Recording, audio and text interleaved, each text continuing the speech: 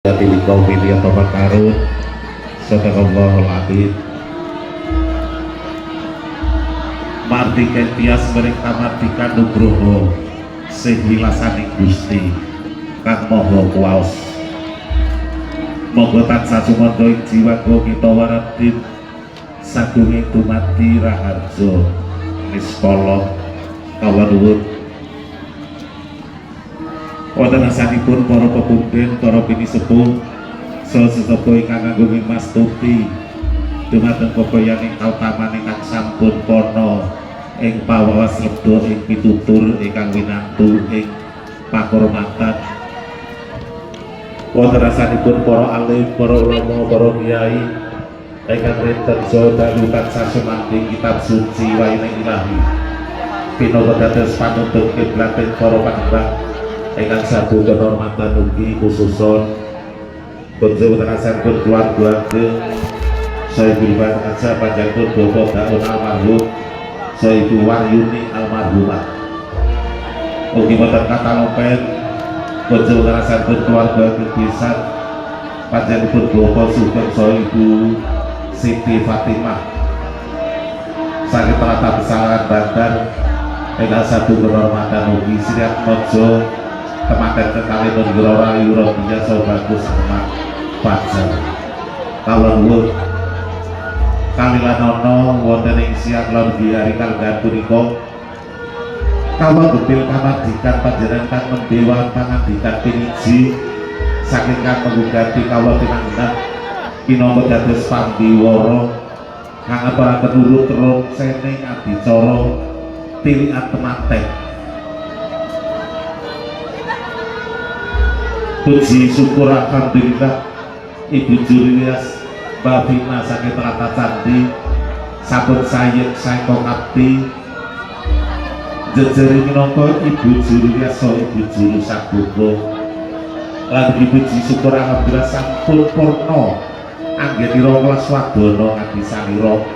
ingkang salajengipun semoga kegandingan keluarga kebiasaan sampun rawuh adicara boga adicara ingkang kawitan kanthi pambukaning pargian mijilin Siriat Mojo temanten putri Roro Ayu Rodia ingkang kanthi dening sesulih Bapak Daun so Ibu Waryuni ingkang salajengipun Siriat Mojo temanten putri badhe lumaksana tumuju wonten ing sasana panggih dene panggihipun lan gijekanipun Siriat Mojo temanten putri badhe kairing ulipun gending ketawa Sekar Tejo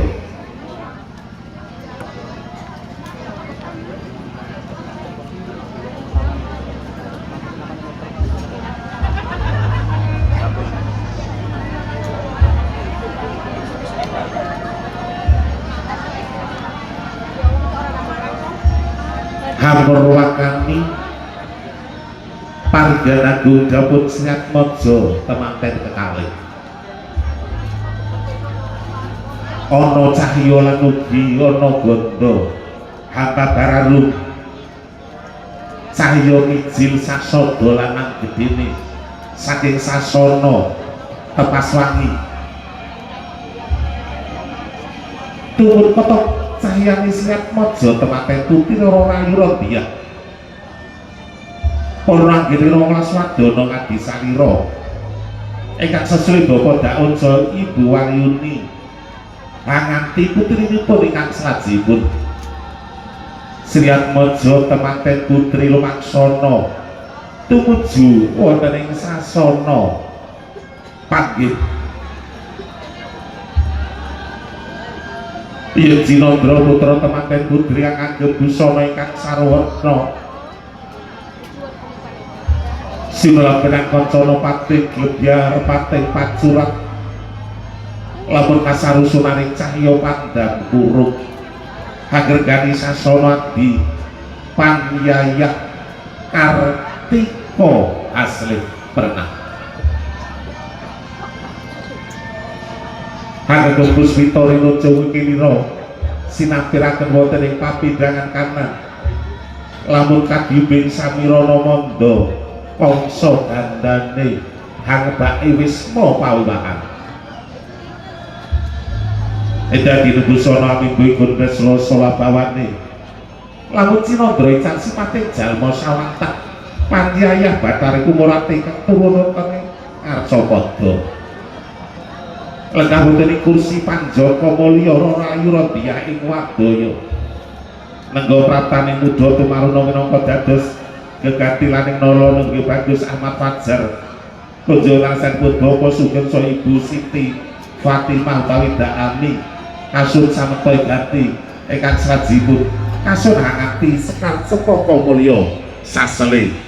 panggihipun putra temanten yen Cinandra kadya cantuka ingkang nembe nggaring-garing pekalih.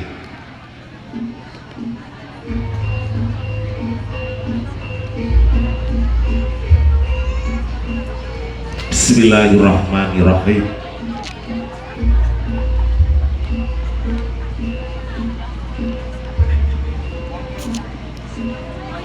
Kanthi nyenyadong lan nyuwun rasanipun Gusti Teteh Kang Maha dumadi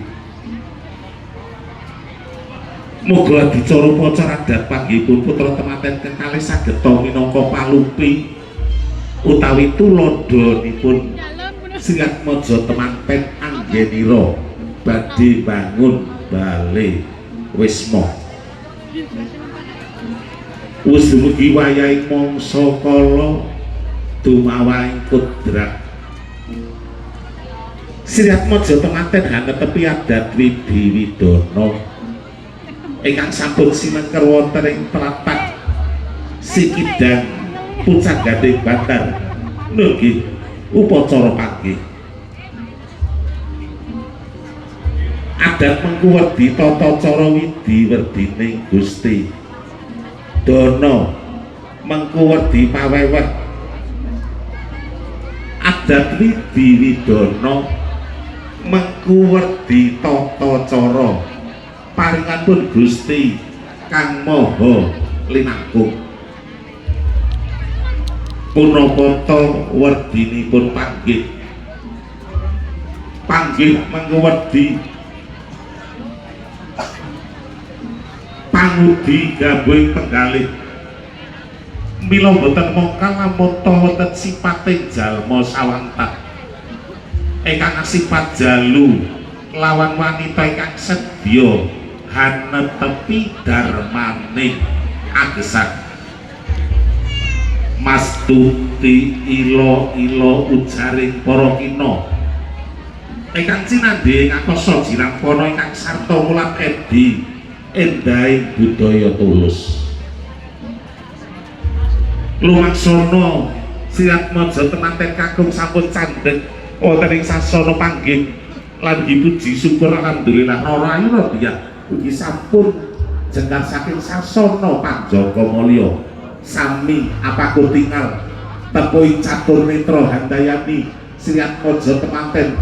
sami balang gantal kang winastan gondang asih saha gondang tutul Rayu Radya balang mring penganten kakung makaten ugi Sri Atmaja temanten kakung ugi balang gantal mring penganten putri bektinipun Rayu Radya kunjuk wonten asanipun ingkang raka wonten hari kang gandum Sri Atmaja temanten putri sampun sungkem sasampun sungkemipun Sri Atmaja temanten putri ingkang sajipun daya-daya Rayu Radya lolos canila ingkang kagem makaten ugi Bagus Ahmad Fajar Rayu Radya sarwi jengku sasampun pun Sri Atmaja temanten putri sarwi jengku Bagus Ahmad Fajar merpeki kanangan tiga ingkang sinaket wonten ing Bokor Kecana kanangan tiga katepak padha pecah sanalika pratandha wiwit dinten punika Rayu Radya saha Bagus Ahmad Fajar sampun ical sifat jejakanipun saha sampun ical sifat perawanipun kanangan tiga iki kasebat wiji dadi ing pangajab panjenenganipun Bapa Sugeng saha keluarga ageng temanten putri kunjuk dumateng ingkang putranipun kekalih muga enggal pikantuk keturunan putra ingkang soleh-solehah Roro Ayu Rondiyah hamiji ampianipun ingkang Raka Asung Saspita dumateng putra temanten muga ical saliring sukerta manggiya raharja mulya katon kambang-kambang sekar triwarna wonten ing Bogor Kencana nggih kembang mawar mladi lan kandhil kumandiling abdi rinawaring tembung manis muga sageta handayani siap mojo temanten anggenira badhe lelumban bangun bali wisma dasar siap mojo temanten kekalih sampun pikantuk wahyu sajudu sasamunipun Roro Ayu Rondiyah hamiji ampianipun ingkang Raka siap mojo temanten kakung bagus amat wajar junjung derajatipun siap mojo temanten putri sasamunipun jumeneng daya-daya siap mojo temanten putri jajar jumeneng sumanding lumaksana searah jarum jam jajar jumeneng sumanding pratandha wiwit dinten menika siap mojo temanten kekalih sampun pikantuk wahyu sajudu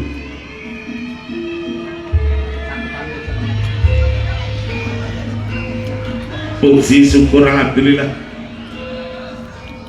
Roro Ayu Rondiyah Anggana lumaksana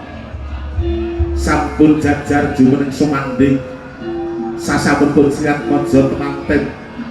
kekalih sampun jajar jumeneng sumanding ingkang salajengipun ingkang sesulih bapa Daun almarhum so Ibu Waryuni almarhumah badhe sinembang sindur putranipun kekalih ngagem sindur wani reta lan seta utawi sindur wani abang lan putih poncot sindur kacepeng dening panjenenganipun ingkang sesulih bapa Daun kanan lawan kiri sasampun poncot sindur kanan kiri sampun kacepeng dening ingkang sesulih panjenenganipun bapa Daim ingkang sajipun ingkang sesulih bapa Daim ibu ingkang tansah tuturi handayani ngindur putranipun ngemban putranipun kanthi sesanti ing ngarsa sung tulodo putra temanten kekalih tansah ing madya mangun karsa menapa ingkang dados piwulangipun ingkang sesulih bapa Daun ibu tansah tuturi handayani ing asa sung tulodo ing madya mangun karsa tuturi handayani sesanti saking panjenenganipun ingkang sesulih bapa Daun indur utawi kembar putranipun ingkang pungkasan ngagem sindur wani reta lan seta utawi sindur wani abang lan putih muga putra temanten kekalih tinuntuna ing reh kautaman wani marang bebener lan ninggalaken para kanesan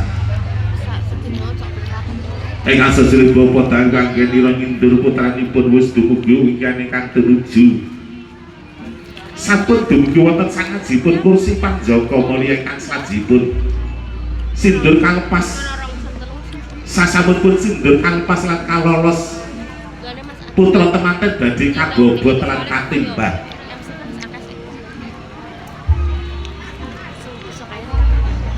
putra temanten kakung wonten iring tengen putra temanten putri wonten iring kiwa sanadyan to ingkang sesulih bapa Daun nanging wonten ing hari kalenggahan punika putra temanten kekalih anggenira kabobot lan katimbang nuhoni menapa ingkang dados panyuwun saking keluarga Kingsa Widulaja kabobot lan katimbang bobot lan timbanganipun sami ingkang ateges wiwit dinten menika ingkang sesulih bapa Daun boten badhe sindhe siladan sanadyan ingkang setunggal menika putra mantu ingkang setunggal menika putranipun piyambak wiwit dinten menika karengkuh minangka putranipun. Ingkang salajengipun badhe kalenggahaken wonten ing kursi Panjaka Mulya putra tetemanten katan wonten ing kursi Panjaka Mulya kanthi sesanti sepisan kanggo selawase, sepisan kanggo selawase, sepisan kanggo selawase. Allahumma lenggah wonten ing kursi Panjaka Mulya Sri Atmaja temanten kekalih. Ingkang salajengipun ingkang Rama saha Ibu sampun hangapit hanjajari putranipun kekalih. Adicara uga cadat ingkang salajengipun Kacar Kucur. Kewajibanipun Bagus Ahmad Fajar wiwit dinten menika ngupadi guna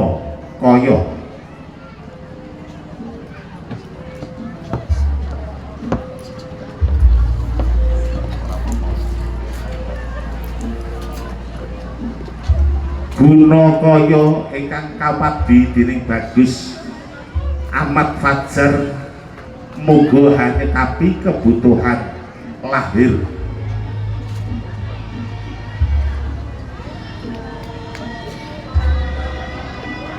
Kacar Kucur ngado dadi sedulur isine Kacar Kucur parikawak delekawak ingkang jumlahipun selangkung warni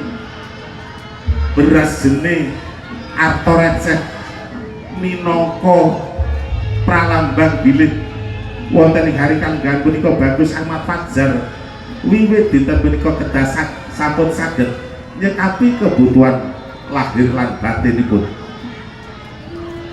Kaparingaken dening Kang Putri Roro Ayu Rondiah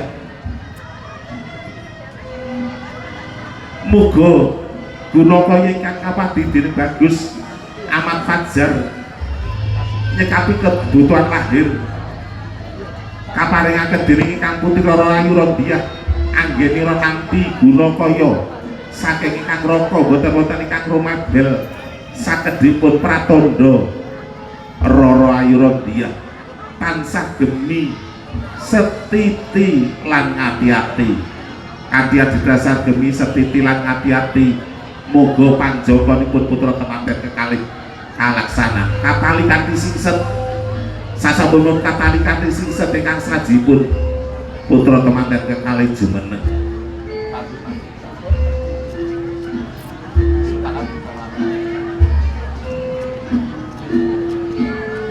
Lumaksana tumuju wonten ing sasana kang sesule Bapa Daeng gunakaya ingkang sampun kapadi dening Bagus Ahmad Fajar badhe kasuwun donganipun mugi-mugi gunakaya ingkang kapadi barokah ing tembinipun saged nuwuhaken keluarga ingkang sakinah mawaddah warahmah. Dipun tampi Bu kasuwun donganipun mugi-mugi barokah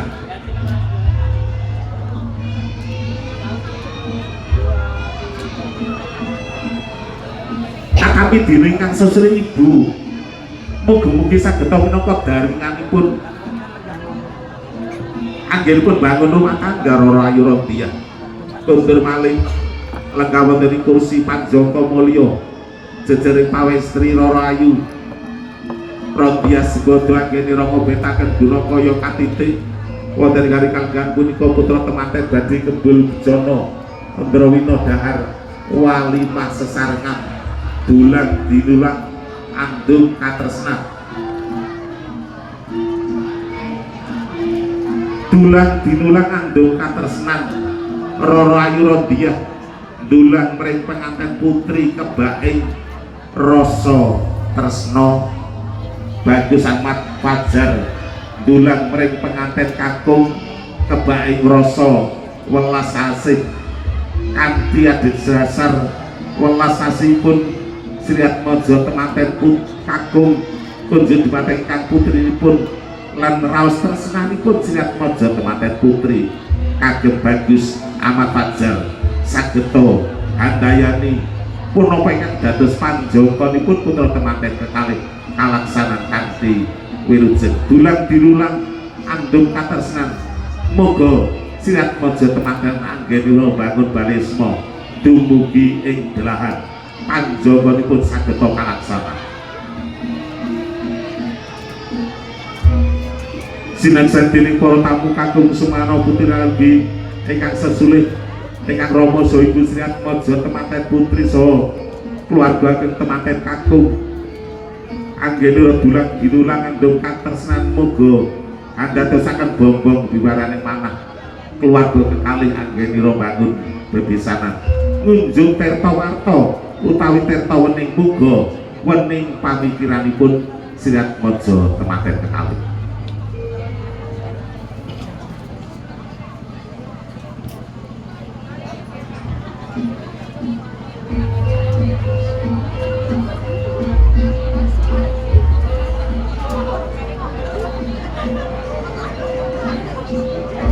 Wujud tirta mata sampun paripurna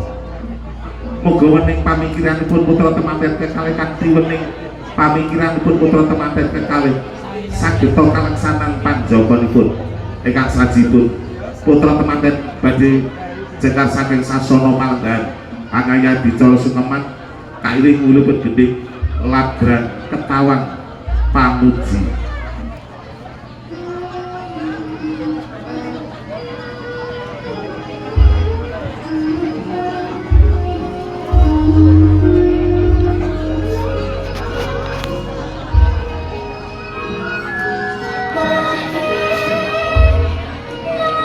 Sagadyanto wonten ing hari kanggan punika kadya Sri Nalendra ingkang nembe Senewaka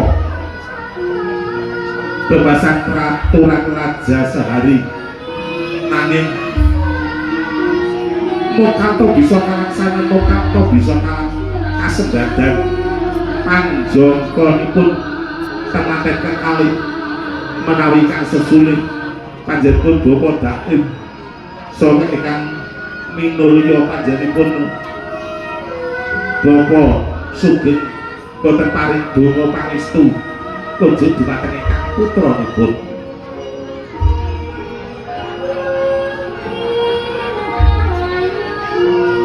Muga rahayu sesanti saking gede-gede kang mijil saking juru kita swara sungkem cium tangan jengkar saking sasana Palenggan ingkang salajengipun putra temanten tuju wonten ing sasana lenggahipun Bapa ingkang sesuai Bapa Daim. Cium tangannya yang sebelah kanan cium di yang kiri Ibu. Kadiru assalamualaikum Rama lan Ibu kawula ingkang sowan sigra tumungkul nyayah konjem Pertiwi.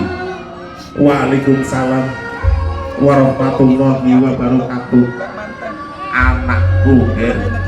sakloron Mas manten dirangkul.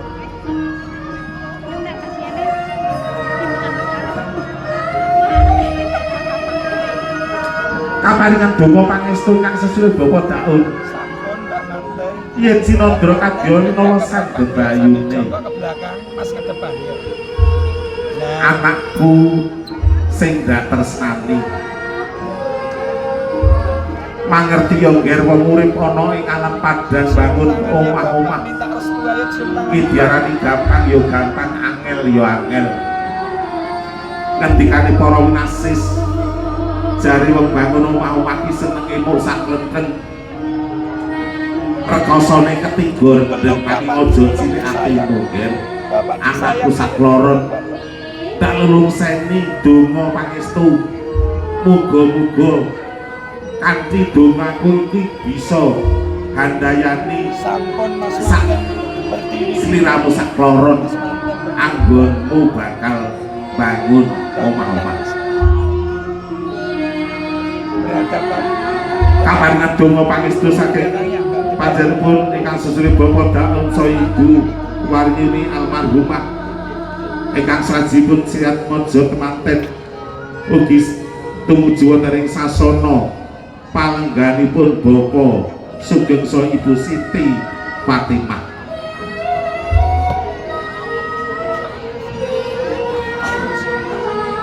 Ugi sigra tumungkul kaya kon Pertiwi, nggih. Wong urip nang alam padang iki ora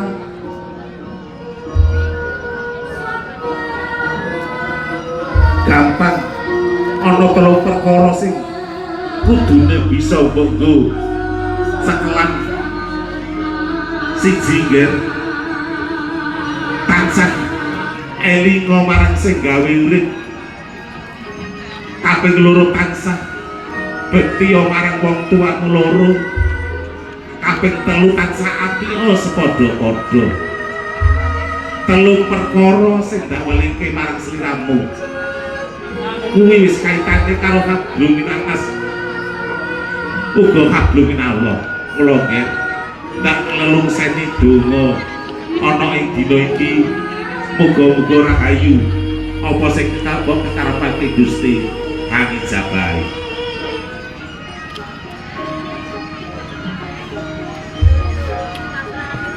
Silaran kalian Ibu Julius Bapina saking Prapat Candi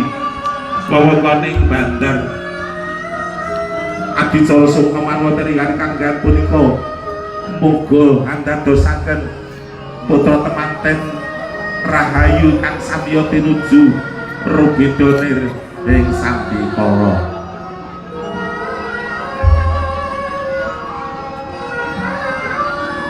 Alhamdulillahirabbil alamin. Purna putra temanten kekalih nggih rangaya dicara Sukeman ingkang salajengipun silat mojo temanten sasampun kaparingan donga pangestu badipun malih jumeneng wonten sakajipun kursi Panjaka Mulya kanthi gegandhengan asta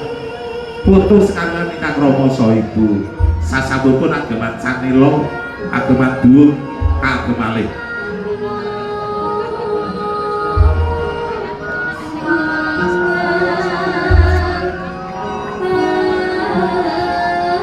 Ageman Duwung kagem malih